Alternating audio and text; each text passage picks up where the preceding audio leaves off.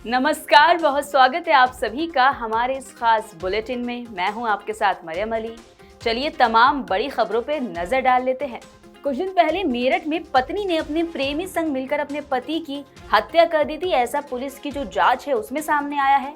अब उस केस में यानी मेरठ मर्डर केस में एक अपडेट आया है। उसमें जो सौरभ था पति, उसका पोस्टमार्टम हुआ है और पोस्टमार्टम रिपोर्ट काफी चौंकाने वाली है, जिस पर एसपी सिटी आयुष विक्रम सिंह ने क्या बताया, सुनिए। देखिए, जो सौरभ हत्याकांड है उसमें पोस्टमार्टम रिपोर्ट आ गई है। उसमें जो डॉक्टरों द्वारा अंकित किया गया है, इसमें लेफ्ट चेस्ट पे निपल के नीचे इनको तीन वॉर इंसीज वुंड दिखाए गए हैं, साइज वुंड जो होते हैं चाकुओं से जो हुए हैं। और इसके अलावा जो गर्दन इन्होंने काटी थी, गर्दन पे इंजरीज दिखाई गई है और रिस्ट, दोनों जो रिस्ट काटे गए थे उस पर इंजरीज है। जो मृत्यु का कारण बताया गया है वो एंटीमॉर्टम इंजरीज हैं, जो इसकी वजह से इनको शॉक एंड हेमरेज हुआ है जिससे इनकी डेथ हुई है। जो बॉडी की कंडीशन थी 12 दिन पुरानी थी, जो नेचुरल टेंडेंसी वाटर की डिके थी वो उसमें डॉक्टर ने शो किया है। जो कपड़े थे उनके वो सीमेंट से सूख गए थे, उसकी वजह से वो ख़राब हो गए, तो वो डॉक्टर ने उसमें अंकित किया। देखिए, अभी जो भी जानकारी और तथ्य है उनको देखा जा रहा है इसमें कि क्या क्या तथ्य हमारे सामने आ रहे हैं। जो भी तथ्य इसमें एविडेंस के पार्ट बनाए जा सकते हैं उनको हमने एविडेंस का पार्ट बनाएंगे, विवेचना में शामिल करेंगे और उसके हिसाब से इसमें आवश्यक कार्रवाई करेंगे। देखिए, अभी जो प्रथम दृष्टया जो अभी तक के एविडेंस मिले हैं, जो पूछताछ की है, उसमें 2 लोग ही शामिल थे। ऐसा कोई हमें एविडेंस फिलहाल नहीं मिला जिससे तो बाकी लोगों का रोल कुछ सामने आए। बाकी इसमें जो भी एविडेंसेस हैं वो हम लोग कलेक्ट कर रहे हैं। जो भी इसमें और तथ्य सामने आएंगे उसको विवेचना का पार्ट बनाया जाएगा और कुछ तो विस्तृत पूछताछ उनसे करने के लिए कि इन्होंने क्यों किया, जो सारी चीज़ें थी कहाँ से इन्होंने खरीदी, इनको आइडिया कहाँ से आया, इसमें और कौन किस किस की इन्होंने सहायता ली, सबके बारे में जानकारी की जाए। बिल्कुल, इसके बारे में जानकारी करेंगे हम लोग कि ये लंदन से कब आए, लंदन गए थे कि नहीं गए थे, पासपोर्ट की जानकारी की जाएगी। इनके बैकग्राउंड की भी जानकारी की जाएगी, सभी चीज़ों की तथ्यों की जानकारी की जाएगी। अब लोग इनसे पूछताछ की, जो घर वाले हैं इनसे सबसे पूछताछ भी कर रहे हैं, इनके डॉक्यूमेंट्स भी हम लोगों ने मंगवाए हैं। जो इनके जो फ्रेंड्स हैं सभी से पूछताछ की जा रही है। देखिए, अभी किसी ने बताया था, इसमें बारे में जानकारी की जा रही है। अभी कुछ लोगों ने बताया, जिनके परिजनों ने भी बताया कि शायद स्टेप मदर है, लेकिन अभी विस्तृत पूछताछ की जाएगी और देखा जाएगा क्या है। नहीं, देखिए ऐसा कोई भी तथ्य सामने नहीं आया, ना ही कोई ऐसा विवाद था जिसको लेके इसको कोई इशू था, तो ऐसा कोई इशू अभी तक तथ्य सामने नहीं आया है। देखिए, जितने एविडेंसेस कलेक्ट किए जा रहे हैं हम लोग एविडेंस सारे कलेक्ट कर रहे हैं और जितने सीसीटीवी फुटेजेस हैं, जहाँ से इसने परचेज़ किया, सबके बयान नोट किए जा रहे हैं। जहाँ होटल में जहाँ पे लोग रुके थे वहाँ पे हम लोग टीम भेजी है। जो कैब ड्राइवर था उससे पूछताछ की जाए, जिस डॉक्टर से उन्होंने प्रिस्क्रिप्शन लिए उनसे उनके बयान नोट किए गए। सारे तथ्यों की जानकारी की जा रही है, उसको विवेचना में शामिल किया जाएगा और आवश्यक कार्रवाई। इजरायली सुरक्षा बलों ने ये दावा किया है जो उन्होंने हवाई हमले किए थे हमास पर, उसमें हमास के सैन्य अध्यक्ष ओसामा तबिश को मार डाला है। बता दें कि इजरायली सेना और आंतरिक सुरक्षा एजेंसी शिन बेट ने एक संयुक्त बयान में इसकी घोषणा की है।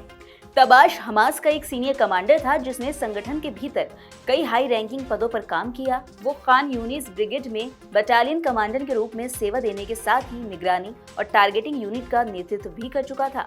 अभी तक हमास ने उसकी मौत पर कोई प्रतिक्रिया नहीं दी है। वहीं तबाश ने पिछले कई सालों में हमास के सैन्य अभियानों में खास भूमिका निभाई। वो इसराइल के खिलाफ कई हमलों की योजना बनाने और उन्हें निर्देशित करने में शामिल था। इसमें गाजा पट्टी में गुश कटिफ जंक्शन पर 2005 में आत्मघाती बम विस्फोट भी शामिल है। इस हमले में शिन बेट के कोऑर्डिनेटर ऑडिट शेरोन की मौत हो गई थी। प्रधानमंत्री नरेंद्र मोदी 5 अप्रैल को श्रीलंका दौरे पर जाएंगे। आपको बता दें कि बीते दिन इसकी घोषणा श्रीलंका के राष्ट्रपति ने संसद में एक संबोधन के दौरान दी। श्रीलंकाई समाचार रिपोर्ट के मुताबिक यात्रा दोनों देशों के बीच आर्थिक और रणनीतिक सहयोग को और मजबूत करने के उद्देश्य से होगी। श्रीलंका की विदेश मंत्री विजिता हेरात ने पहले ही पुष्टि कर दी कि प्रधानमंत्री मोदी की ये यात्रा 2024 में राष्ट्रपति दिसानायके की भारत यात्रा के दौरान हुए समझौतों को अंतरिम रूप देने के लिए हो रही है। इस यात्रा के दौरान बिजनेस, ऊर्जा और इंफ्रास्ट्रक्चर को लेकर कई अहम समझौते किए जाएंगे। भारत और श्रीलंका के बीच पहले से ही मजबूत संबंध है और इस यात्रा से द्विपक्षीय सहयोग और ज्यादा मजबूत होगा। वहीं राष्ट्रपति दिसानायके ने संसद को ये भी जानकारी दी कि पीएम मोदी की यात्रा के दौरान श्रीलंका के पूर्वी बंदरगाह जिले त्रिकोमाली के सामपुर क्षेत्र में एक पावर प्लांट के निर्माण कार्य की शुरुआत होगी। इस प्रोजेक्ट से श्रीलंका की ऊर्जा जरूरतों को पूरा करने में काफी मदद मिलेगी और इससे बिजली उत्पादन क्षमता में भी काफी इजाफा होगा। ये प्रोजेक्ट श्रीलंका की अर्थव्यवस्था के लिए काफी फायदेमंद होगा क्योंकि इससे देश को ऊर्जा आत्मनिर्भरता की ओर बढ़ने में मदद मिलेगी। कुछ ही दिनों में ईद आ जाएगी और फिर रामनवमी भी है। ऐसे में यूपी पुलिस ने अलर्ट दिया है सुरक्षा को लेकर। उनका कहना है कि सुरक्षा बढ़ती जाएगी काफी सतर्कता से। इसी को लेकर यूपी के जो डीजीपी हैं प्रशांत कुमार, उन्होंने निर्देश भी दिए हैं। डीजीपी प्रशांत कुमार ने सभी जिलों में धर्म गुरुओं से बात की और शांति व्यवस्था बनाए रखने के लिए सभी कदम उठाए जाने पर निर्देश दिए। उन्होंने कहा कि इस दौरान छोटे विवाद को गंभीरता से लेकर तत्काल सुलझाया जाए और संवेदनशील क्षेत्रों में अतिरिक्त सतर्कता बरती जाएगी। शरारती तत्वों पर कड़ी कार्रवाई होगी। संवेदनशील क्षेत्रों साथ ही जुलूस मार्गों की निगरानी ड्रोन से की जाएगी। इसी के साथ डीजीपी ने कहा कि वरिष्ठ अधिकारी जिलों में चिन्हित हॉटस्पॉट का दौरा करें और पूर्व में हुई घटनाओं और साथ ही विवादों की समीक्षा भी करें। ऐसे सभी स्थानों पर प्रभावी पुलिस प्रबंध किए जाएं। इसी के साथ कई कार्यक्रमों के आयोजकों, पीस कमेटी, साथ ही धर्म गुरुओं के साथ गोष्ठी की जाए जिसमें मजिस्ट्रेट और अन्य विभागों के अधिकारी शामिल हों। अभी मार्च खत्म नहीं हुआ लेकिन गर्मी लगातार बढ़ रही है।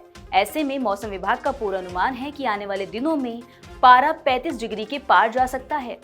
मौसम विभाग के मुताबिक पिछले 24 घंटे के दौरान दिल्ली में न्यूनतम तापमान 16.5 डिग्री सेल्सियस दर्ज किया गया, जो सामान्य है। वहीं अधिकतम तापमान 32.8 डिग्री था, जो सामान्य से 1.5 डिग्री ज्यादा है।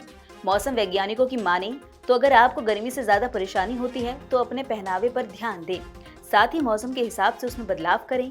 दोपहर में धूप के वक्त निकलने से बचें।